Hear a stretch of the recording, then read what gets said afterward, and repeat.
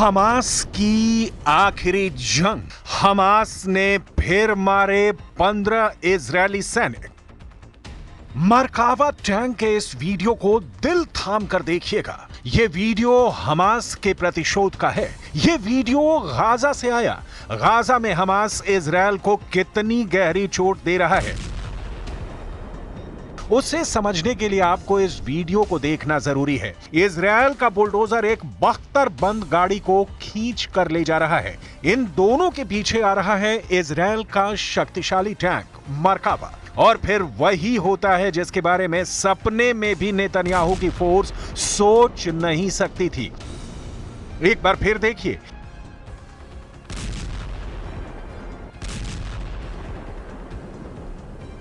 करीब 800 टैंक और बख्तरबंद गाड़ी तबाह होने के बाद भी इजरायल गाजा में लड़ रहा है।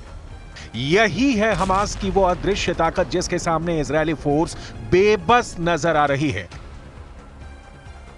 सिनवार को मार दिया, हमास के सैकड़ों बड़े कमांडरों को मिट्टी में मिला दिया, गाजा को खंडहर बना दिया, लेकिन हमास अभी भी जिंदा है।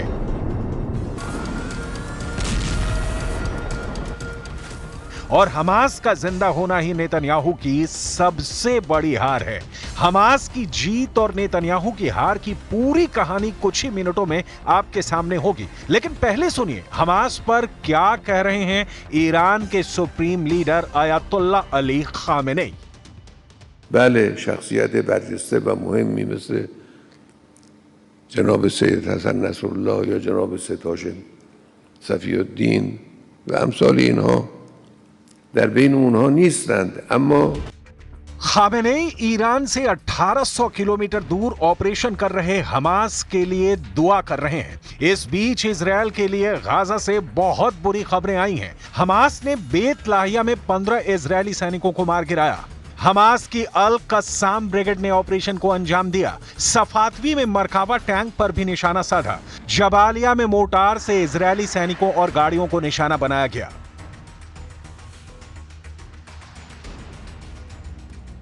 अब टैंक उड़ाने वाले हमास और हिजबुल्लाह के नए नए खतरनाक वीडियो लगातार वायरल हो रहे हैं। कुल मिलाकर इजरायली बख्तरबंद वाली ब्रिगेड इस वक्त दहशत में है। मरकावा टैंक और नेमर बख्तरबंद गाड़ियों का गाजा के अंदरूनी इलाकों में टहलना भी आसान नहीं है। हालांकि नेतन्याहू की फौज लगातार दावा कर रही है कि सिनवार को खत्म करने के साथ उसने हमास की कमर तोड़कर रख दी है। हाल में इजरायल ने अपना एक बड़ा अफसर हमास के एंटी टैंक दस्ते के हमले में खोया है। गाजा के जबालिया में हमास ने अचानक इजरायल की फोर्स पर हमला बोला और फिर इजरायल का बड़ा कमांडर मारा गया। 41 साल के कर्नल एहसन दाक्सा 401वीं ब्रिगेड के कमांडर थे। गाजा और लेबनान फ्रंट का लंबा अनुभव था। हमास ने इस अफसर को टारगेट बनाया और इजरायल को एक बहुत बड़ा जख्म दे दिया। गाजा के जबालिया में इजरायल का मरकावा टैंक घूम रहा था, तभी हमास के एंटी टैंक दस्ते ने मरकावा टैंक पर थर्मोबैरिक रॉकेट से हमला किया। इसी दौरान वहां खड़े कर्नल एहसन दाक्सा और उनके 2 और अफसर बुरी तरह से घायल हो गए।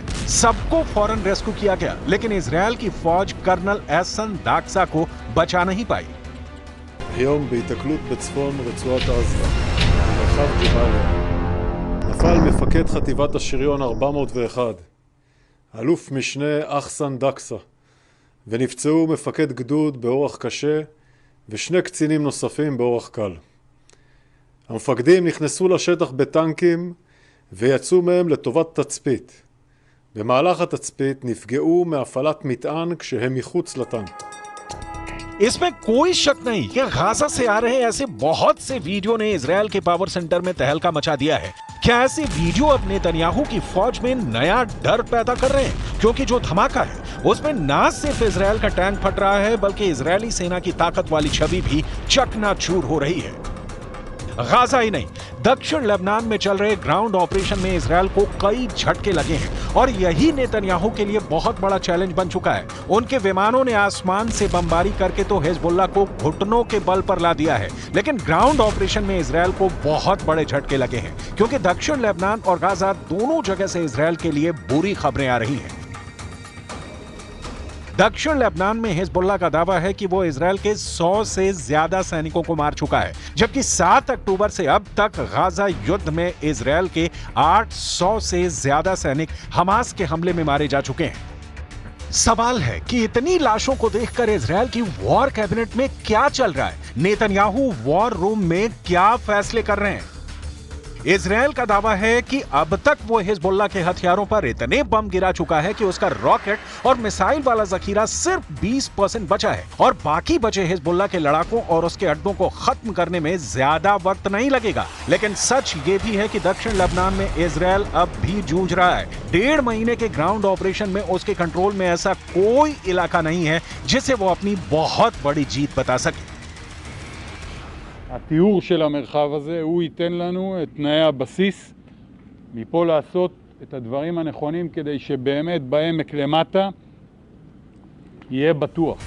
नेतन्याहू के जनरल बड़े बड़े दावे कर रहे हैं, लेकिन सच यह है कि खंडहर बन चुके गाजा और लेबनान के कई बड़े इलाकों ने अब भी इजरायल की सेना की नींद उड़ाई हुई है। गाजा और लेबनान में लाशों का पहाड़ खड़ा करने के बावजूद हमास भी बाकी है और हिजबुल्लाह भी। इजरायल के लिए मैसेज साफ है, लेबनान और गाजा में जितने इजरायली टैंक फट रहे हैं, ऐसे हर धमाकों के साथ साबित हो रहा है कि हिजबुल्लाह और हमास कमजोर नहीं हुए हैं। नसरल्लाह और सिनवार के मारे जाने के बावजूद दोनों की ताकत बरकरार है। एक तरफ लेबनान में ग्राउंड ऑपरेशन में इजरायल की सेना लगातार हमले झेल रही है, तो दूसरी तरफ गाजा में इजरायल के टैंक और बख्तरबंद गाड़ियां रोज फोड़ी जा रही हैं। बेंजामिन नेतन्याहू की सेना ने पूरे गाजा को मिट्टी में तब्दील कर दिया है और बेरूत का भी यही हाल है। दक्षिण लेबनान में तो हिजबुल्लाह के छापामार लड़ाकों ने इजरायल को फंसा कर रख दिया है।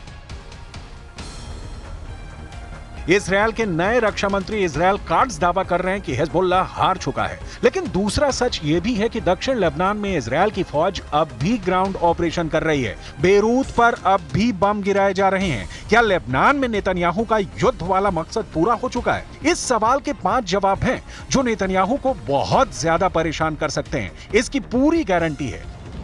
पहला जवाब, हसन नसरल्लाह के इजरायल के हमले में मौत हो चुकी है। उत्तरी इजरायल में अब भी हिजबुल्लाह के बम फट रहे हैं। तीसरा जवाब, लेबनान में 3,500 लोगों की मौत हो चुकी है, लेकिन इजरायल का युद्ध जारी है। चौथा जवाब, 1.25 महीने बाद भी इजरायल का लेबनान में ग्राउंड ऑपरेशन चल रहा है। पांचवा जवाब, हिजबुल्लाह के कई कमांडर मारे जाने के बावजूद उसकी लीडरशिप बरकरार है। با قوت و قدرت تداوم داره، هم در لبنان هم در غزه و فلسطین. این مجاهدت ها قطعاً به دنبال خود پیروزی حق را، پیروزی جبهه حق را. अब इजरायल से आई इन तस्वीरों को देखिए। इजरायल में लगातार नेतन्याहू के खिलाफ प्रदर्शन हो रहे हैं। लोग युद्ध खत्म कर बंधकों की रिहाई की मांग कर रहे हैं। Here, close to the Prime Minister house, to try and continue and protest, try to continue and advocate for our children. We have no other choice. Today we just got another obstacle, the sacking of the Minister of Defense, Gallant. सिर्फ लोग ही नहीं, यो Gallant के पक्ष में Israel का विपक्ष भी आ चुका है। פיטורי שר הביטחון גלנט אתמול הם מעשה טירוף של ראש ממשלה לא כשיר. באמצע מלחמה, בזמן שישראל נלחמת ב7 חזיתות, נתניהו החליש ופגע בצה"ל, בכוחות הלוחמים, רק כדי להעביר את חוקי ההשתמטות. जंग अपनी जगह है, लेकिन इंसानियत और मानवीयता अपनी जगह। लेकिन इस जंग में सब स्वाहा हो चुका है। बड़े, बुजुर्ग, बच्चे, महिलाएं, सबके सामने दो तरफा मौत खड़ी है। 400 दिन की जंग, भूख से मर रहा गाजा। पूरे गाजा पट्टी में हो रहे हमलों पर ना तो कोई सवाल पूछने वाला है और ना ही कोई जवाब देने वाला है। हालात बद से बदतर हैं। जरा ये वीडियो देखिए। भूखे फिलिस्तीनी एक एक रोटी के लिए तरस रहे हैं। ये तस्वीरें गाजा में दीर अल बला इलाके की हैं, जहां सैकड़ों लोग एक रोटी हासिल करने के लिए जुटे हुए हैं।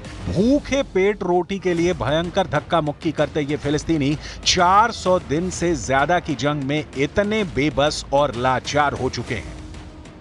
ما فيش حاجة بالسوق السد ولا حاجة، ولا إشي بقلب السوق موجود، لا سيرج ولا سكر ولا شاي ولا سمنة ولا فراخ ولا لحمة ولا سمك، والخضار البندورة 50 شيكل الكيلو.